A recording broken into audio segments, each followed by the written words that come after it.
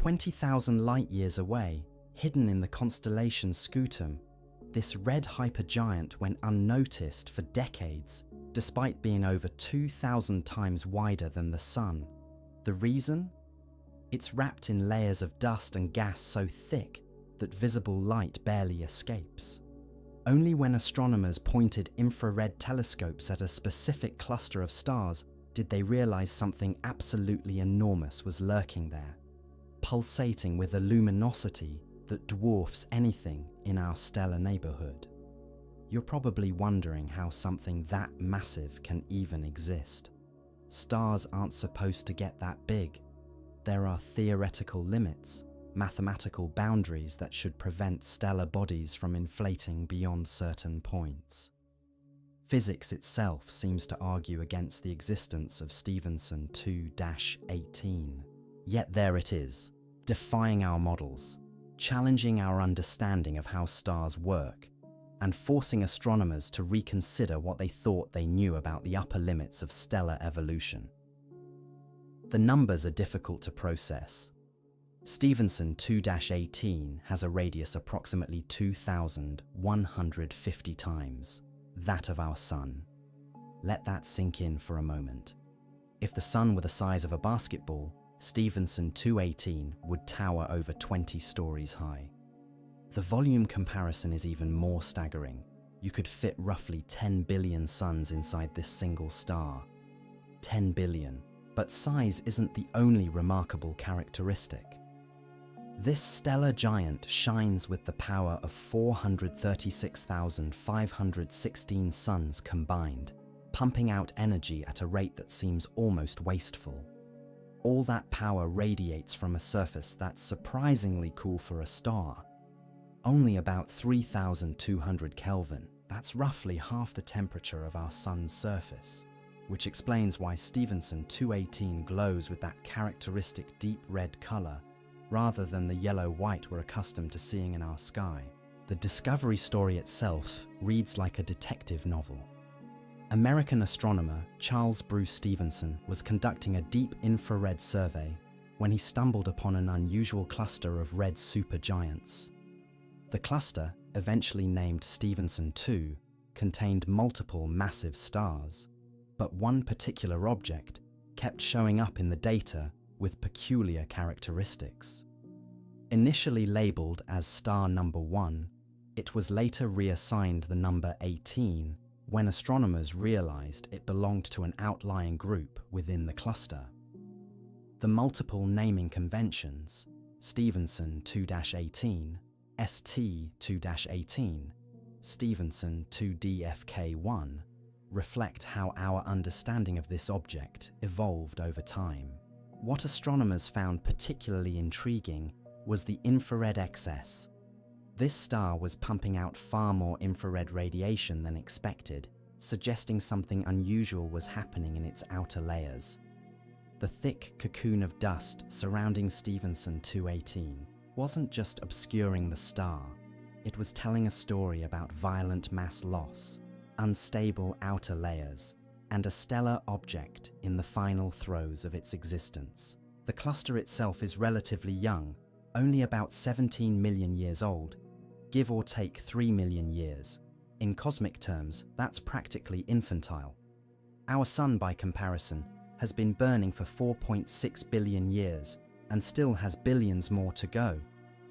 But massive stars like Stephenson 2-18 live fast and die young, burning through their nuclear fuel at prodigious rates. Despite being millions of times more massive than Earth, this star likely has only a few million years left before it ends its life in a spectacular supernova explosion. Mass loss is one of the defining characteristics of these red hypergiants. Stephenson 2-18 is shedding material at approximately 1.35 times 10 to the power of -5 solar masses per year. That might sound insignificant, but it means this star is losing mass equivalent to Earth's weight roughly every 3 years. This material doesn't just disappear, it forms an expanding shell of gas and dust around the star, creating the infrared signature that helped astronomers identify it in the first place. Massive emissions from the star provide additional clues about what's happening in its outer atmosphere. These naturally occurring microwave lasers are created when molecules in the stellar wind, water vapor, silicon monoxide, and others, are energized by the star's radiation. The presence of these masses indicates extreme conditions in the surrounding environment, with temperatures, densities, and radiation levels that would be instantly fatal to anything we could possibly imagine sending there. For years, a different star held the title of largest known. Uy Scuti, discovered back in 1860 by German astronomers at the Bonn Observatory, was long considered the champion. Early measurements suggested a radius around 1,700 times that of the Sun, which would make it large enough to contain nearly 5 billion solar volumes. That's the kind of scale that breaks our ability to conceptualize size. We simply don't have reference points for objects that enormous. But astronomical measurements are tricky, especially when dealing with objects thousands of light years away. Distance uncertainties translate directly into size uncertainties. If you're wrong about how far away something is, you'll be wrong about how big it is.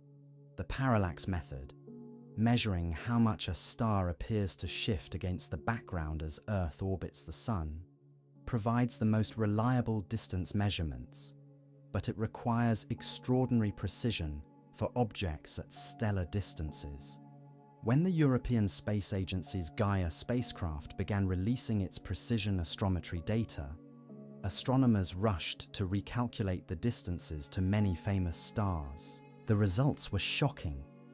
Uy Scuti, it turned out, was significantly closer than previously thought.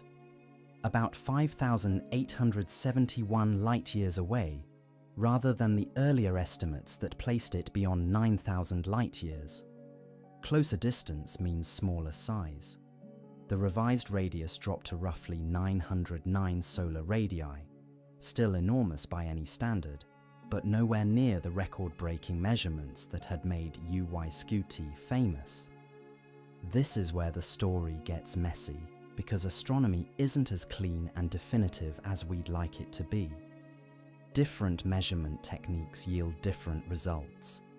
Infrared observations give one answer, optical measurements give another, and theoretical models based on luminosity and temperature give yet another. The uncertainties can be massive, sometimes 50% or more. That margin of error means the largest star title keeps changing hands as new data comes in and old measurements get revised. Several other contenders vie for the crown. NML Cygni, heavily obscured by dust in the constellation Cygnus, has radius estimates ranging from 1,183 to 2,770 solar radii, depending on which study you trust. VY Canis Majoris, perhaps the most famous red hypergiant, has been described as everything from 1,420 to over 1,900 solar radii in various papers. WOHG 64, located in the Large Magellanic Cloud outside our galaxy, presents its own measurement challenges due to its extreme distance. The problem is fundamental. These stars are surrounded by thick shells of gas and dust that make it difficult to determine where the star ends and the surrounding material begins. Unlike our Sun, which has a relatively well-defined surface, red hypergiants have extended, tenuous outer layers that gradually fade into the surrounding space. Defining the radius becomes more of a philosophical question than a straightforward measurement. What we do know with certainty is that all of these objects represent the extreme upper end of stellar size.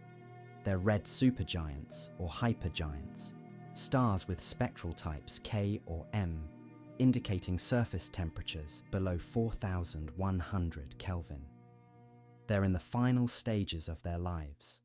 Having exhausted the hydrogen in their cores, and moved on to fusing heavier elements. The fusion of these heavier elements produces less energy per unit mass, which means the star must expand dramatically to maintain the pressure needed to support its outer layers against gravitational collapse. This expansion is what creates these stellar monsters. A star that began its life perhaps 25 to 40 times the mass of our Sun swells to dimensions that seem physically impossible. The outer layers become so extended that their density drops to less than Earth's atmosphere at sea level. In some regions, the density might be closer to what we'd consider a laboratory vacuum.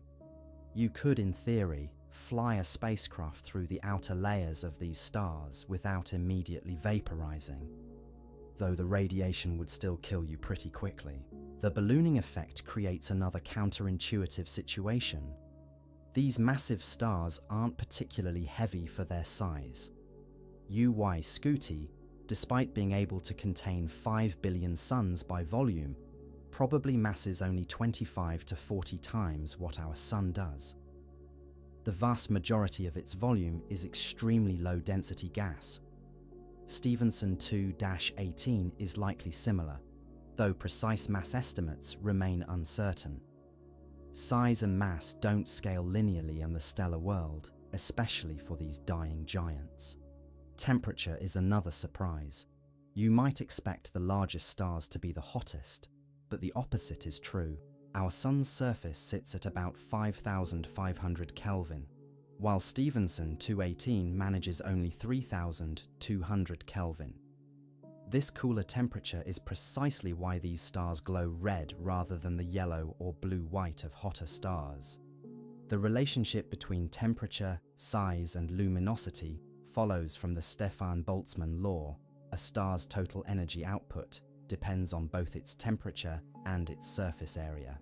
These giants compensate for their low temperatures with absolutely enormous surface areas, allowing them to shine with the power of hundreds of thousands of suns, despite being relatively cool. The hunt for the largest star continues, with new candidates emerging as telescope technology improves. Infrared surveys are particularly important because they can penetrate the dust that obscures these objects in visible light. The James Webb Space Telescope, with its powerful infrared capabilities, may revolutionize our understanding of these stellar giants by providing clearer views of their surfaces and surrounding environments. What drives astronomers to pursue these measurements with such dedication? Beyond the simple human fascination with extremes, the biggest, the brightest, the most distant, these stars tell us something fundamental about the laws of physics. They're natural laboratories where matter behaves under conditions we can never reproduce on Earth. The processes happening inside Stephenson 2-18 right now are forging elements that will eventually seed the next generation of stars and planets. The iron in your blood, the calcium in your bones, the oxygen you're breathing, all of it was created inside stars like this one. Understanding how stars reach these extreme sizes helps us understand stellar evolution more broadly. Why do some stars become red supergiants while others end their lives differently? What determines the maximum possible size for a star? Are there physical limits we haven't discovered yet? Each new measurement, each refined distance estimate, each improved model brings us closer to answering these questions. The current record holder, Stephenson 2-18, represents our best answer to the question of stellar size limits based on available evidence. But that answer comes with significant error bars and multiple caveats. The measurement uncertainties are large enough that tomorrow's data might crown a different champion. NML Cygni could reclaim the title if its distance proves to be at the farther end of current estimates. A completely unknown star might be discovered in some dusty corner of the galaxy, dwarfing everything we've found so far. What seems certain is that we're approaching theoretical limits. Stars can't grow arbitrarily large. Physics won't allow it. The balance between gravitational collapse and radiation pressure has boundaries. Cross those boundaries, and the star becomes unstable, shedding its outer layers in violent eruptions, or potentially disrupting entirely. The very largest stars we observe may be teetering right at that edge, held together by the thinnest margin of stability. These stellar behemoths won't last forever. In fact, they won't last long at all by cosmic standards. The same processes that allow them to grow so large, the fusion of progressively heavier elements in their cores, are rapidly depleting their fuel reserves. What happens when that fuel runs out? The answer involves some of the most violent and energetic events in the universe, explosions that briefly outshine entire galaxies and forge elements that can't be created any other way. The final moments of these giants make their brief lives seem almost anticlimactic by comparison. When a red supergiant exhausts its nuclear fuel, its core collapses in milliseconds, triggering a supernova explosion so powerful it releases more energy in seconds than our sun will produce in its entire 10 billion year lifetime. The shockwave tears through the star's outer layers, accelerating material to a significant fraction of light speed and heating it to billions of degrees. For a few weeks, a single dying star can outshine the combined light of hundreds of billions of normal stars. But there's something stranger happening with the largest red supergiants. They don't always go quietly. VY Canis Majoris have been shedding mass at an extraordinary rate, losing material equivalent to Earth's mass every 6 years. Recent Hubble observations revealed massive arcs and knots of ejected material surrounding the star, some as large as our entire solar system. These aren't gentle stellar winds. They're violent eruptions, hurling chunks of the star's outer layers into space at speeds of hundreds of kilometers per second. Why does this matter? Because it suggests these extreme supergiants might destroy themselves before they even reach the supernova stage. Imagine a star so massive, so luminous, that its own radiation pressure becomes strong enough to blow itself apart. The photons streaming outward from the core push harder than gravity can pull inward. Material at the surface becomes unbound, lifted away from the star in massive eruptions. Over time, the star sheds so much mass that its core might no longer be heavy enough to trigger a supernova when fusion finally stops. This process, called superwind mass loss, could explain why we don't observe supergiants much larger than Stephenson 2-18. There might be a natural ceiling to stellar size, not because stars can't grow larger, but because once they do, they immediately begin tearing themselves apart. The timeline gets interesting here. These stars are young, only 10 to 20 million years old. Our sun, by comparison, has been burning steadily for 4.6 billion years and has another 5 billion to go. But a red supergiant's profligate energy output comes at a steep price. They burn through their fuel reserves thousands of times faster than smaller stars, racing through their entire life cycle, while smaller stars are still settling into middle age. UY Scuti will likely explode within the next few million years. Stephenson 218 might beat it to the finish line. Both could have already detonated, and we simply don't know yet because their light takes tens of thousands of years to reach us.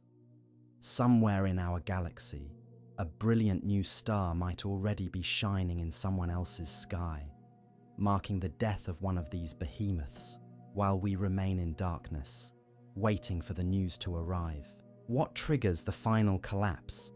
It's a story about nuclear fusion reaching its limits. A star like our sun fuses hydrogen into helium in its core. That's it. That's the whole show for its entire main sequence lifetime. But massive stars don't stop there. When the hydrogen runs out, the core contracts and heats up until it's hot enough to fuse helium into carbon. Then carbon into neon, neon into oxygen, oxygen into silicon. Each stage produces less energy and burns faster than the last. Hydrogen fusion might last millions of years. Silicon fusion lasts about a day.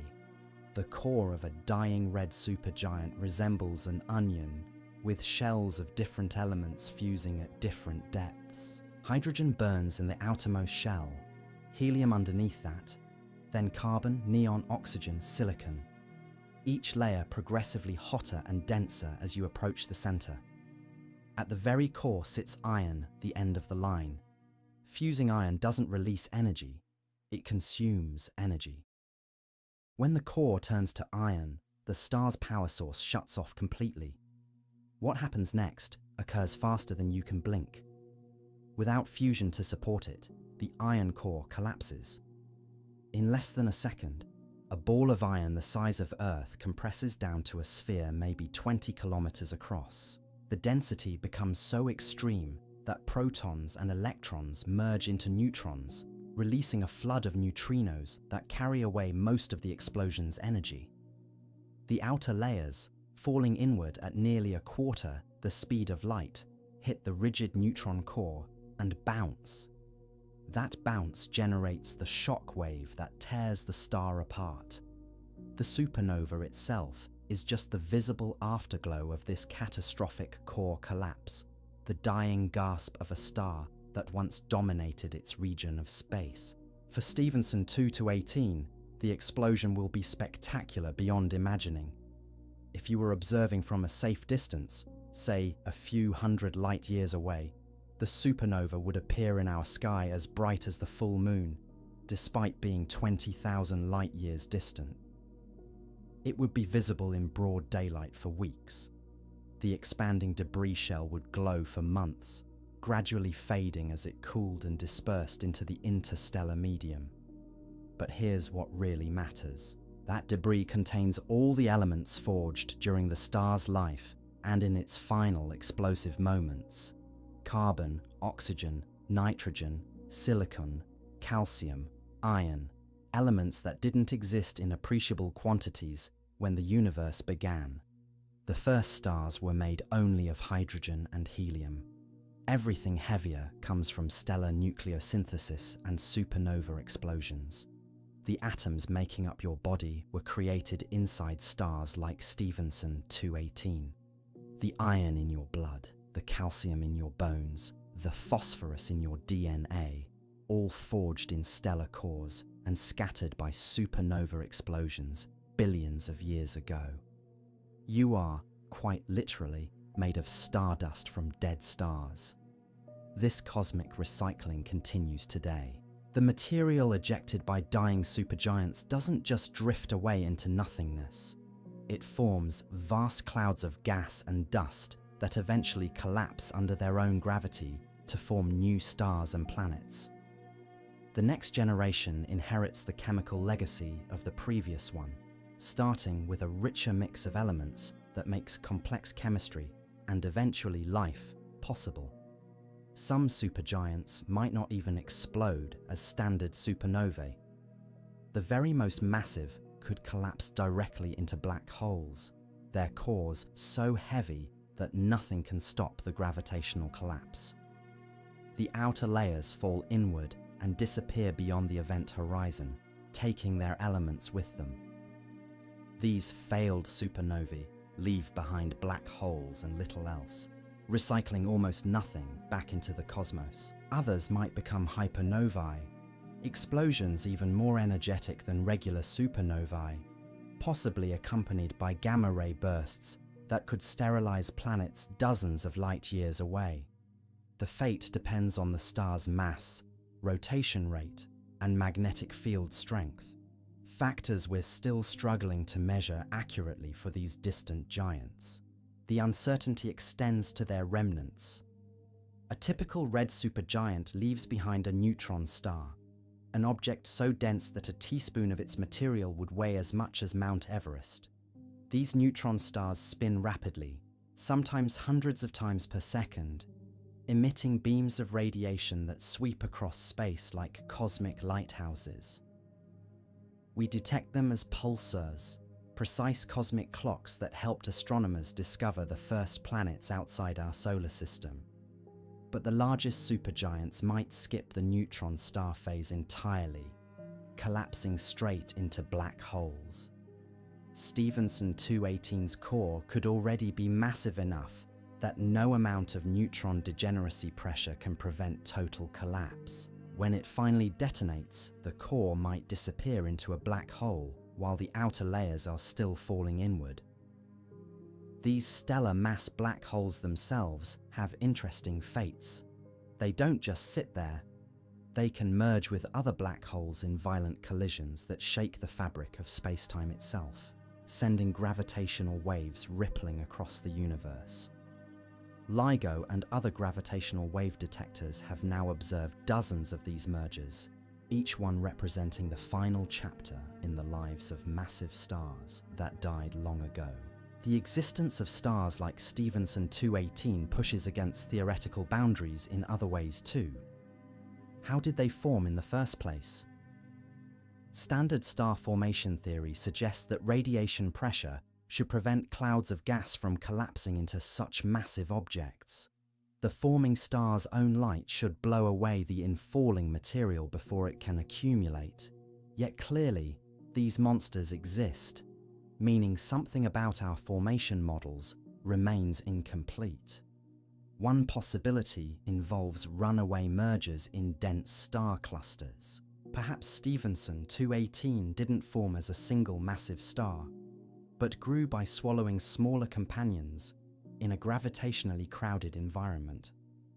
The Stephenson 2 cluster contains multiple red supergiants in a relatively small region of space, suggesting conditions that favor the formation or evolution of extremely massive stars. Another factor might be metallicity, the abundance of elements heavier than helium. Stars in our galaxy today form from gas enriched by previous generations of supernovae. This enriched gas cools more efficiently, potentially allowing larger clouds to collapse and form more massive stars. The early universe, with its purely hydrogen and helium composition, might not have produced red supergiants like we see today. These considerations matter for understanding how galaxies evolve. Massive stars, despite their rarity, have outsized influence on their surroundings. Their intense radiation ionizes huge volumes of gas, creating glowing nebulae visible across cosmic distances. Their stellar winds and eventual supernova inject enormous amounts of energy into the interstellar medium, triggering new waves of star formation, while simultaneously blowing gas out of smaller galaxies entirely. The largest stars also serve as probes of stellar physics in extreme regimes. They test our understanding of how matter behaves at temperatures of millions of degrees, how radiation pressure affects stellar structure, how magnetic fields interact with convection in stellar atmospheres. Every measurement we make, every spectrum we analyze, every distance we refine adds another data point to help constrain our models. Which brings us back to the measurement challenges. Why is it so difficult to pin down the sizes of these stars with precision? Distance is the primary culprit. If you're off by 20% in your distance estimate, you're off by 44% in your calculated radius. And measuring distances to objects 20,000 light-years away remains remarkably difficult. The Gaia spacecraft has revolutionized distance measurements for relatively nearby stars, but even Gaia struggles with objects as distant and obscured as Stephenson 218. Parallax measurements, the apparent shift in a star's position as Earth orbits the Sun, work brilliantly for nearby stars. For something 20,000 light-years distant, however, that angular shift becomes almost imperceptibly tiny. You're trying to measure an angle smaller than a millionth of a degree through layers of intervening dust and gas that scatter and absorb light unpredictably. The zone of avoidance, that band of sky where the Milky Way's disk blocks our view, makes this exponentially harder. Temperature measurements introduce another layer of uncertainty. We determine a star's temperature by analyzing its spectrum, the rainbow of wavelengths it emits. But massive cool stars have complex atmospheres with powerful stellar winds that distort these spectra. Molecules form in the cooler outer layers, creating absorption bands that complicate the analysis. Is that temperature reading representative of the photosphere, the visible surface? Or are we seeing light that's already been modified by dust and gas surrounding the star? Then there's the variability problem. Stephenson 218 isn't a steady, unchanging beacon. These red supergiants pulse and fluctuate, their surfaces rising and falling like slow-motion ocean waves. The radius you measure this year might differ from next year's measurement by hundreds of millions of kilometers. Which value represents the true size? Some astronomers argue we should report average radii, others prefer maximum extent. The choice fundamentally affects the rankings. See, infrared observations help cut through some of this confusion. Dust that blocks visible light proves transparent to longer infrared wavelengths, allowing us to peer through the obscuring material. The Very Large Telescope's interferometry work combined light from multiple telescopes to achieve resolution impossible with any single instrument. But even infrared observations require assumptions about dust composition, density, and distribution between us and the target star. Consider what happens when distance estimates change. Scuti demonstrated this dramatically. For years it held the record with a radius around 1,700 solar radii. Then Gaia's improved parallax measurements suggested it might be significantly closer than previously thought. Closer distance means lower luminosity. Lower luminosity, at the same temperature, means smaller radius. Suddenly, Scuti dropped to around 755 solar radii in some analyses, less than half its former size. Does this mean Scuti actually shrank? Obviously not. The star itself remained unchanged. What changed was our measurement precision and the models we use to interpret observations. This highlights something crucial about astronomical measurements. They're model-dependent. We can't put a tape measure across a star. We observe certain properties, brightness, spectrum, sometimes angular diameter, then use theoretical models to infer others like radius and luminosity. Different research teams might use slightly different model assumptions. One group might assume a certain chemical composition based on the star's location in the galaxy. Another might factor in rotation effects. A third might account for atmospheric convection differently. Each choice propagates through the calculations, producing somewhat different final estimates. The published error bars, those plus or minus values, attempt to capture this uncertainty, but they can't account for unknown systematic biases in the models themselves. Stephenson 218's extreme infrared excess suggests something unusual happening in its immediate environment. Perhaps it ejected a massive shell of material in a recent outburst. Perhaps its stellar wind varies dramatically in density and temperature. These circumstellar complications mean we're not just measuring the star itself, but the star plus its extended atmosphere and surrounding material. Where exactly does the star end and space begin? For a diffuse red supergiant, that boundary proves surprisingly ambiguous. The cluster environment adds context that helps constrain some uncertainties. If we know Stephenson 2-18 belongs to the same cluster as other red supergiants, we can assume they all lie at roughly the same distance. Their relative brightnesses then tell us about their relative luminosities. This doesn't eliminate distance uncertainty entirely, but it helps by providing multiple cross-checks. Astronomers call this technique main sequence fitting, comparing the cluster's stars to theoretical models of stellar evolution. Age estimates for the Stephenson 2 cluster around 17 million years, provide another constraint. Stars of certain masses evolve at predictable rates. If the cluster is 17 million years old, the most massive stars still present must have formed with just the right initial mass to have survived this long without exploding. The red supergiants we see represent stars that began life with perhaps 25 to 40 solar masses, now nearing the ends of their brief, violent lives.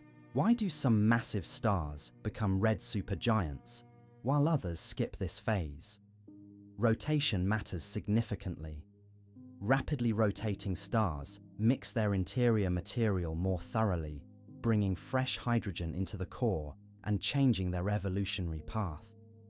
They might burn hotter and faster, never cooling enough to expand into red supergiant territory.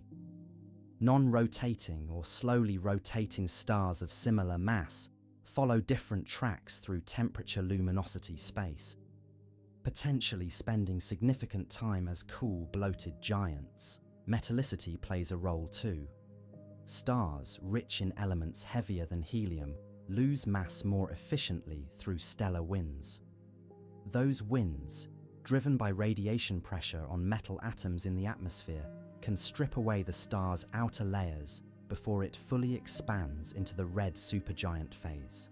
The Stephenson 2 cluster's location in the galactic plane suggests its stars formed from relatively metal-rich material, yet they clearly became massive red supergiants anyway. The details of how metallicity affects evolution at these extreme masses remain debated.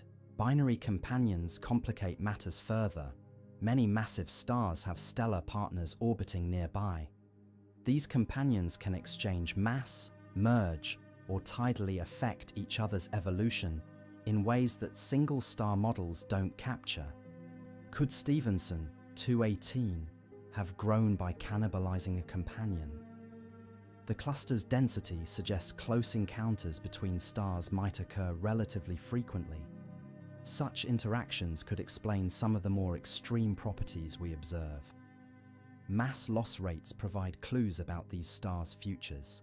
Stephenson 2-18 sheds roughly 0.0000135 solar masses annually, about 13 times Earth's mass every year.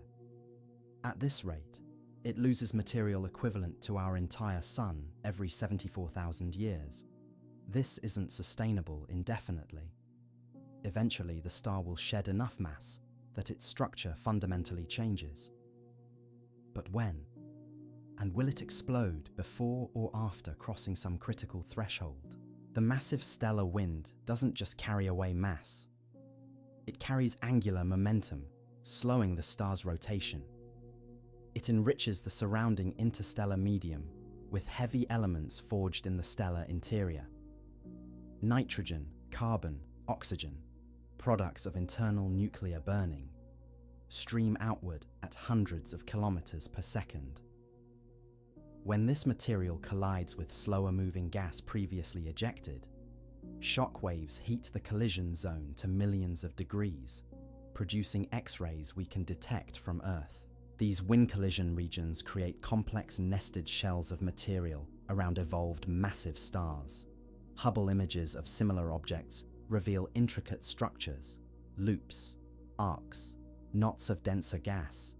Each feature tells a story about past episodes of enhanced mass loss, about changes in wind velocity or direction, about the star's asymmetric pulsations. Stephenson 218, buried deep in dust, hasn't been imaged with this kind of detail yet.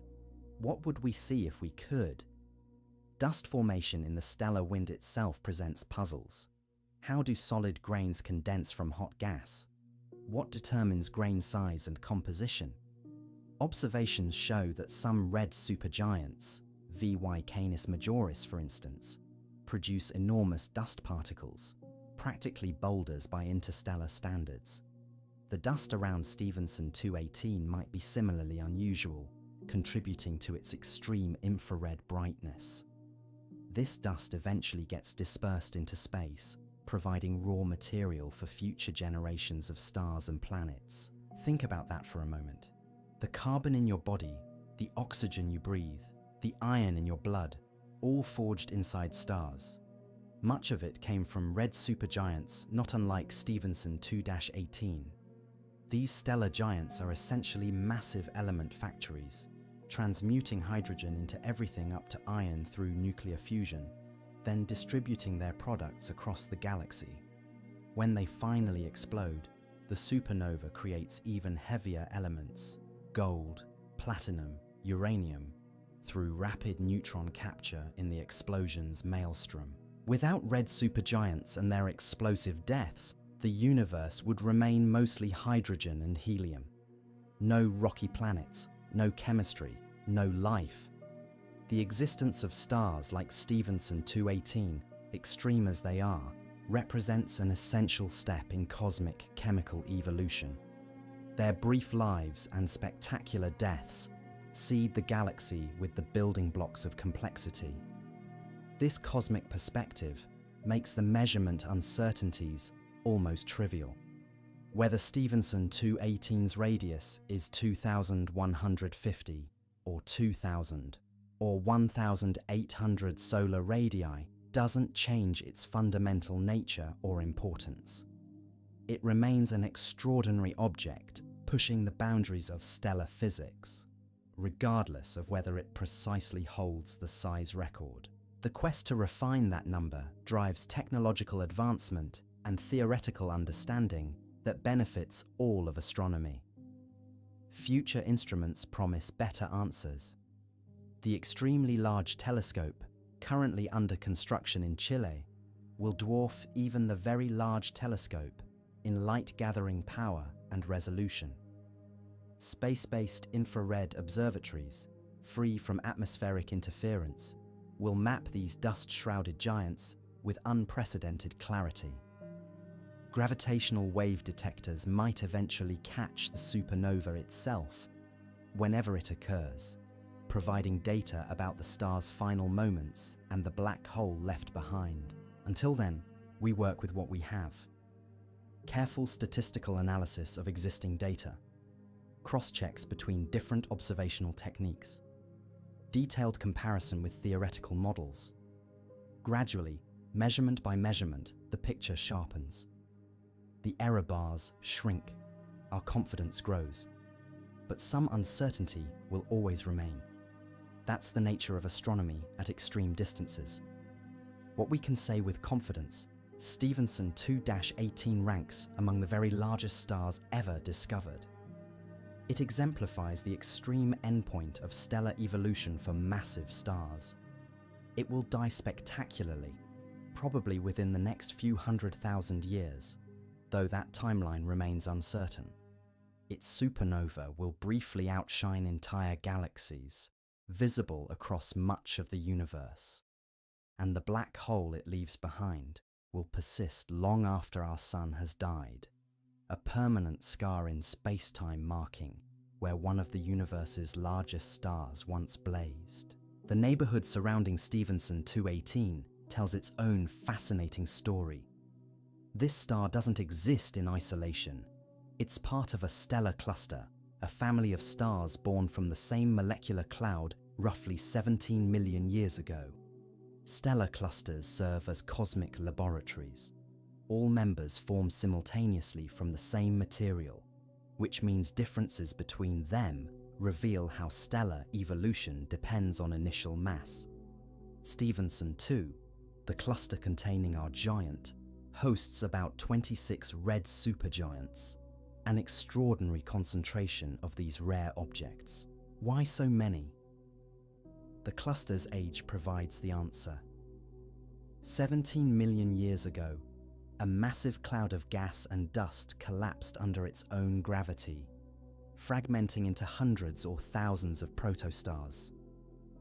The most massive among them evolved fastest. They've already burned through their hydrogen fuel, swelled into red supergiants, and now approach death. Lower mass stars in the same cluster remain on the main sequence, quietly fusing hydrogen with billions of years left to live. This concentration of red supergiants makes Stephenson 2 invaluable for research. Astronomers can study multiple examples of roughly the same evolutionary phase, all at the same distance, all with similar initial compositions. Differences between cluster members, variations in size, luminosity, mass loss rate, reveal how subtle factors influence late stellar evolution. Some cluster members might be slightly more massive than Stephenson 2-18, yet smaller. Others might be losing mass more rapidly, or possess different rotation rates, or have different initial chemical compositions. One cluster member might explode as a supernova next year. Another might persist for another 100,000 years. We can't predict individual fates with precision, but statistical analysis of the cluster population constrains theoretical models. How many red supergiants should exist for a cluster of this age and mass? How should their properties distribute? Theory and observation must match, or something's wrong with our understanding. The cluster itself sits embedded in the Scutum Crux arm of the Milky Way, a spiral arm rich with star formation. Massive molecular clouds populate this region, birthing stellar clusters continuously. Many young clusters remain hidden behind dust, detectable only in infrared wavelengths. Stephenson 2 happens to be positioned where we can observe it despite the obscuration, but hundreds of similar clusters likely exist along that spiral arm, currently invisible to our telescopes. Consider the implications. If Stephenson 2 contains 26 red supergiants and similar clusters exist throughout the spiral arm, how many stars like Stephenson 2-18 populate the galaxy right now? Hundreds? Thousands? Each one representing a massive star in its final phase, each destined to explode within the next million years. The galaxy experiences perhaps one supernova per century on average. Most go undetected, obscured by dust or occurring on the galaxy's far side, but detection capabilities improve constantly. The next galactic supernova will be studied with instruments our predecessors couldn't imagine. Gravitational wave detectors might catch the collapse itself. Neutrino observatories will detect the burst hours before light emerges from the explosion. X-ray and gamma-ray satellites will track the fireball's expansion in real time. Optical telescopes will obtain spectra revealing the explosion's physics in unprecedented detail. When will Stephenson 2-18 explode? Impossible to say. These stars are fundamentally unstable. They lose mass episodically, experiencing eruptions and outbursts that temporarily alter their structure. Each major mass loss event changes the star's evolutionary trajectory slightly. Remove enough of the outer envelope, and the core might get exposed prematurely, triggering different physics than if the star had retained more mass. Some theoretical models suggest red hypergiants like this might skip the supernova phase entirely, instead collapsing directly into black holes with minimal visible fireworks. The core becomes so massive that when fusion ceases, collapse proceeds so rapidly that the outer layers can't follow. The star simply winks out, leaving a black hole behind. No explosion, no scattered elements, just sudden disappearance. Alternative scenarios exist. Maybe the star sheds enough mass that the remaining core, while still massive enough to form a black hole, undergoes a more conventional core collapse supernova first. Or perhaps mass loss removes so much material that only a neutron star forms instead of a black hole.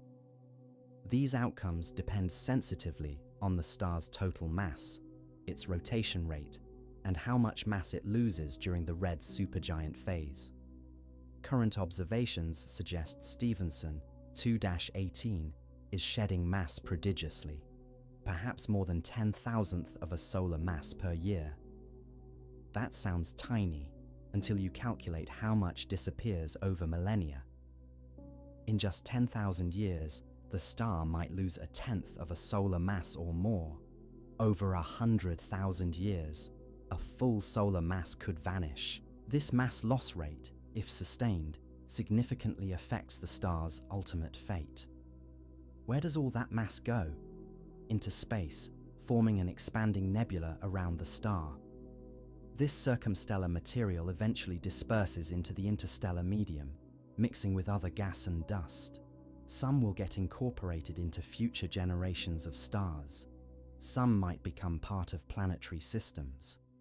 The iron and silicon and carbon streaming away from Stephenson 218 right now could, billions of years hence, form worlds where life evolves. Tracking this mass loss directly remains extremely difficult. The dust obscures our view of the star itself, and the circumstellar environment is complex and dynamic. Observations at different wavelengths reveal different aspects. Infrared shows warm dust close to the star. Radio observations detect molecules farther out. Visible light scatters off dust grains, creating reflection nebulae. Piecing together a complete picture requires combining data from multiple observatories across the electromagnetic spectrum. Maser emission provides particularly useful diagnostics. Masers are the microwave equivalent of lasers, naturally occurring amplification of specific molecular transitions. Silicon monoxide and water molecules in the circumstellar envelope can produce intense Maser emission when conditions are right. These masers appear as bright spots in radio observations, and their velocities reveal how material flows away from the star. Stephenson 2-18 exhibits strong Maser emission, indicating dense molecular gas in its immediate vicinity. The Maser velocities suggest material accelerates as it moves outward, pushed by radiation pressure and possibly by shock waves propagating through the circumstellar envelope. This acceleration mechanism remains somewhat mysterious. Photons from the star strike dust grains, imparting momentum that pushes them outward. Gas molecules couple to the dust through collisions and drag along.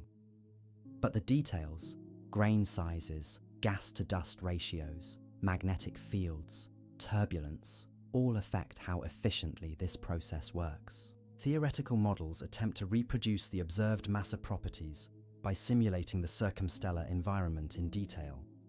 These simulations require massive computational resources. You're modeling a three-dimensional volume tens of astronomical units across, filled with gas and dust at varying densities and temperatures, all interacting through radiation, gravity, and hydrodynamics. The calculations can run for weeks on supercomputers, producing terabytes of data that must be analyzed and compared with observations. When models and observations match, confidence grows that we understand what's happening. When they don't match, something's wrong. Either the observations need refinement, or the models require adjustment, or both. This iterative process gradually improves our understanding. Each new observation constrains the models further. Each refined model suggests new observations to make. The broader context matters too. Stephenson 218 doesn't exist in a vacuum. It's part of a galactic ecosystem where stars, gas, and dust interact continuously. The mass this star sheds enriches the interstellar medium with heavy elements. Other stars incorporate that enriched material. Supernova shockwaves from previous generations compress interstellar gas, triggering new star formation. Stellar winds from massive stars carve bubbles and cavities in molecular clouds. This cycle of stellar birth, life, and death has operated for billions of years, gradually increasing the galaxy's heavy element content. Early in the galaxy's history, only hydrogen and helium existed. First-generation stars formed from pristine primordial gas, lived brief lives, and exploded, releasing the first heavy elements. Second-generation stars incorporated those elements, produced more, and exploded in turn. Generation after generation, the metallicity increased. Our Sun is perhaps a 100th generation star, containing elements forged in dozens of previous stellar generations. The Earth formed from material that had cycled through multiple stars. Your body contains atoms created in stellar cores billions of years ago, scattered by supernovae, collected into molecular clouds, incorporated into our solar system during its formation. You are literally made of stardust. Stephenson 218 continues this ancient cycle. Right now, it's synthesizing heavy elements through nuclear fusion in its core and inner shells. When it explodes, those elements will scatter across light years of space. Some fraction will eventually help form new stars and planetary systems. Perhaps, billions of years from now, intelligent beings will walk on a planet containing atoms from Stephenson 2-18, looking up at their night sky and wondering about their cosmic origins. That's not mere poetic speculation, it's inevitable consequence of galactic chemical evolution. The elements Stephenson 218 produces will disperse and mix with other material. Star formation in the region will continue. Some of that enriched gas will collapse into new stars. The timeline might be long, 10 million, 100 million years, but it will happen. Meanwhile, we watch and measure and model, trying to understand these extraordinary objects before they vanish. Stephenson 218 might explode tomorrow or survive for another 100 millennia. Either way, it won't last long by cosmic standards. Its time is measured in stellar eye blinks. How many humans have gazed at the patch of sky containing Stephenson 2-18 without knowing it's there? Thousands? Millions? It's invisible to unaided vision, hidden behind layers of dust, detectable only with sensitive infrared instruments. Yet, it's one of the largest objects in the galaxy, a star so enormous that if you could somehow transport it to our solar system's center, its surface would reach beyond Jupiter's orbit.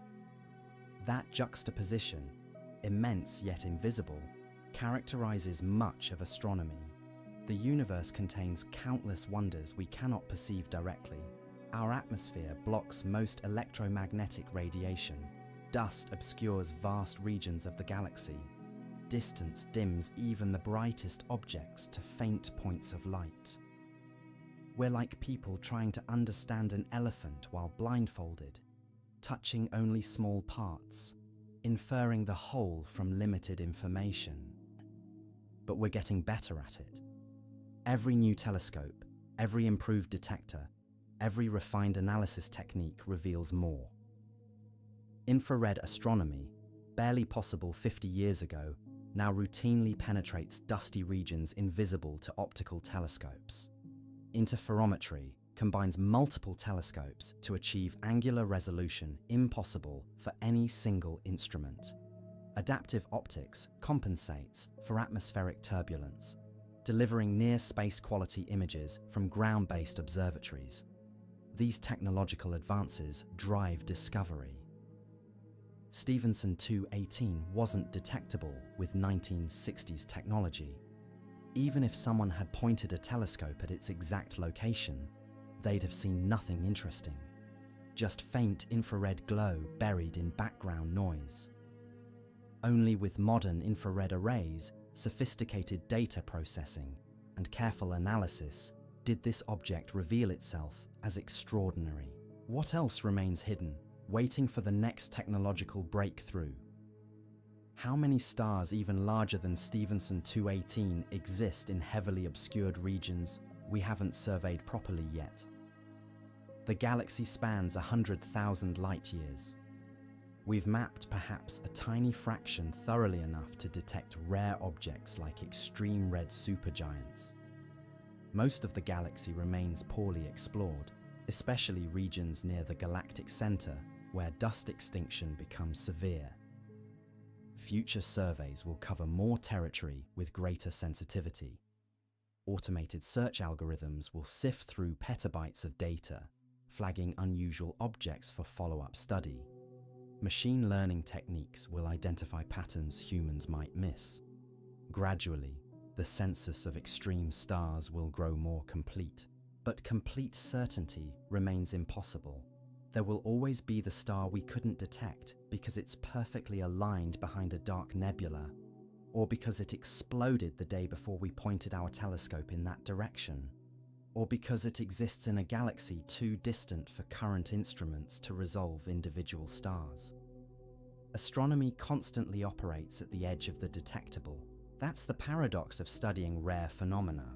You need luck, being in the right place at the right time with the right equipment.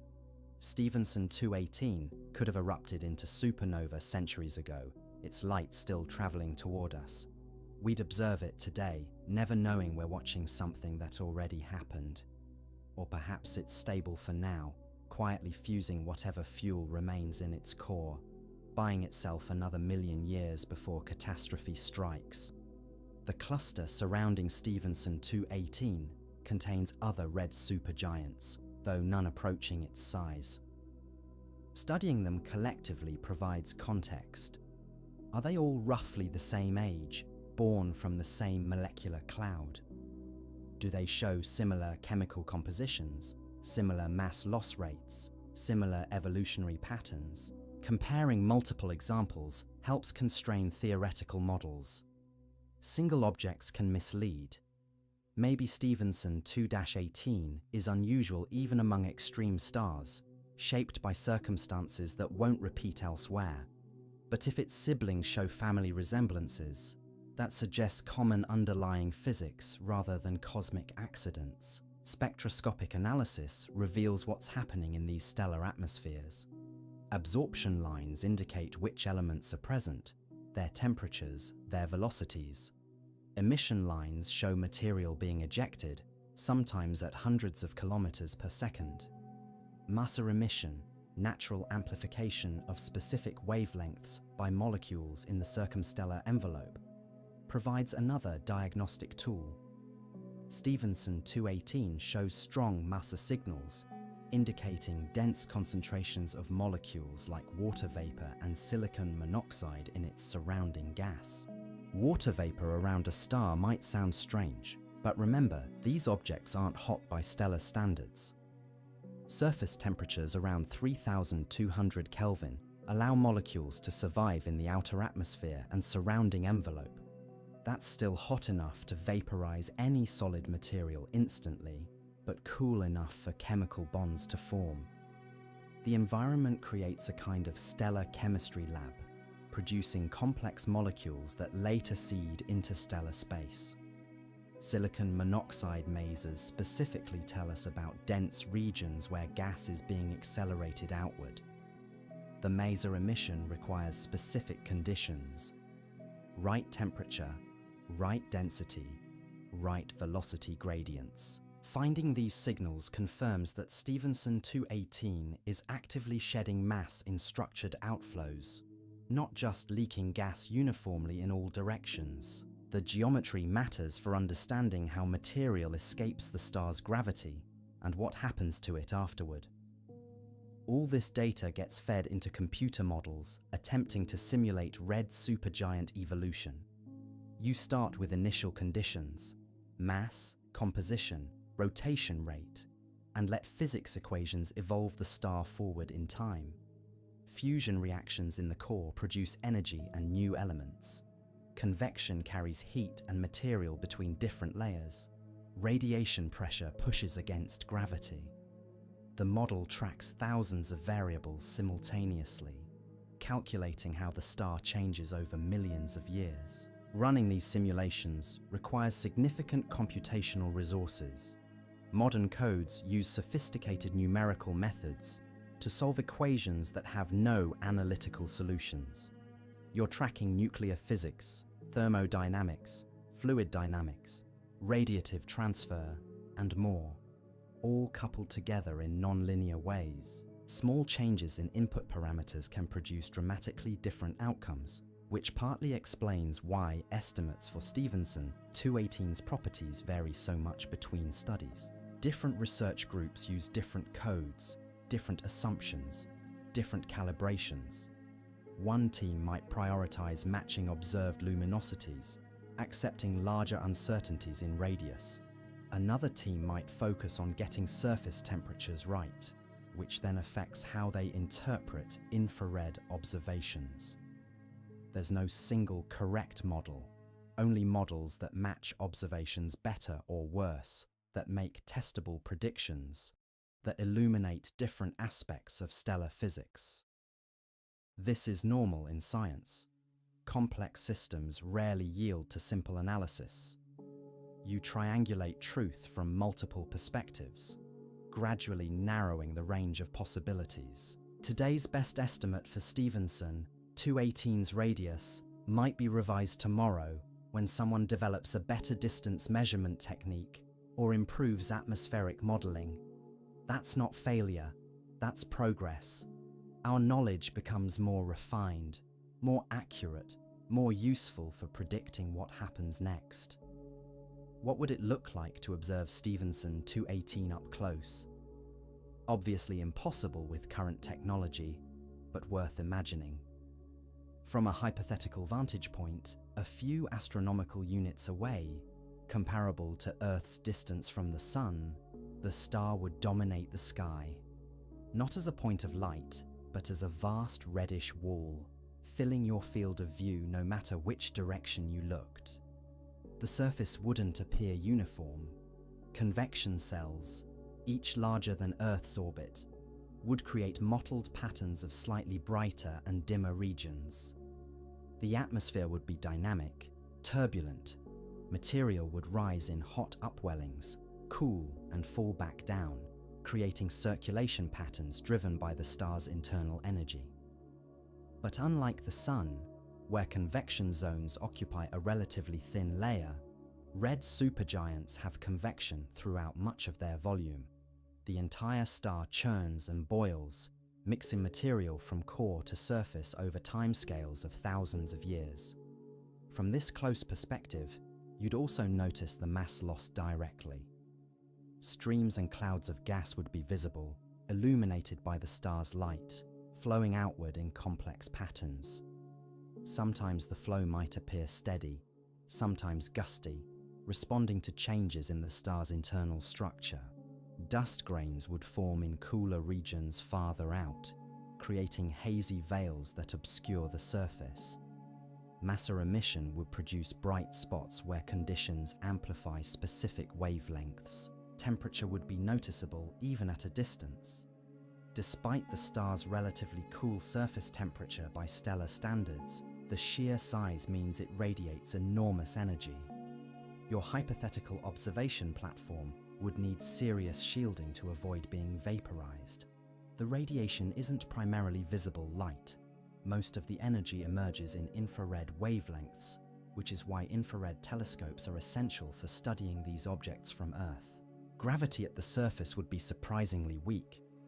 Despite the star's enormous mass, perhaps 25 times the Sun's, the radius is so large that surface gravity ends up lower than Earth's. Material doesn't need much velocity to escape. That's why mass loss occurs so readily.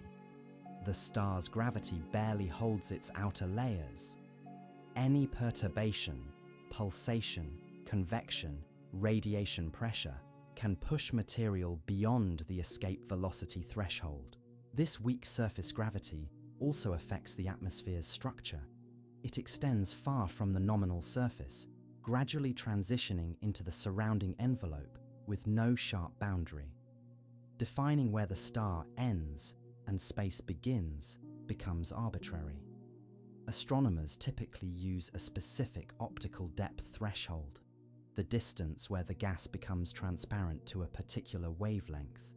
But that's a measurement convention, not a physical surface like Earth's ground. If you could somehow survive the environment and make measurements, you'd find interesting physics. The gas pressure, density, and temperature would follow predictable relationships dictated by thermodynamics and hydrostatics. Chemical abundances would reveal the star's nuclear processing history. Isotope ratios would tell you which reactions occurred in the core and how thoroughly mixing distributed those products through the envelope. you might detect neutrinos streaming out from the core, carrying information about fusion reactions happening deep inside. Unlike photons, which take thousands of years to random walk their way from core to surface, neutrinos barely interact with matter. They escape directly, providing a real-time window into the stellar interior. Detecting them would require sensitive equipment, but they'd confirm whether the star is still burning helium, or if it's moved on to heavier elements like carbon or oxygen. Magnetic fields likely exist, but probably aren't as strong or organized as in smaller stars. The Sun has a well-defined magnetic field generated by dynamo processes in its convective zone. Red supergiants have convection throughout their volume, which should generate magnetic fields, but the details remain poorly understood. Observations suggest weaker, more chaotic fields than in main sequence stars. These fields might help shape mass loss patterns, creating the asymmetries sometimes observed in circumstellar envelopes. Returning to reality, we observe Stephenson 2.18 from 20,000 light-years away using ground-based telescopes and occasionally space-based instruments. Each observation adds data points to our understanding. Infrared photometry tracks brightness variations. Spectroscopy reveals chemical compositions and velocities. Interferometry measures angular sizes. Radio observations detect matter emission. Together, these pieces construct a coherent picture of an object we'll never visit. The star's variability complicates analysis. Like most red supergiants, Stephenson 2-18 doesn't maintain constant brightness. It pulsates, expanding and contracting with periods of hundreds or thousands of days. These pulsations aren't regular like a clock. They're quasi-periodic, with amplitude and frequency changing over time. During expansion phases, the star grows larger and cooler. During contraction, it shrinks and heats up slightly. Size estimates depend on when you observe it. This behavior isn't fully understood theoretically. Models can reproduce some pulsation characteristics, but struggle with others. The fundamental driving mechanism likely involves opacity changes in the atmosphere. As temperature varies, the gas becomes more or less transparent to radiation, which affects how efficiently energy escapes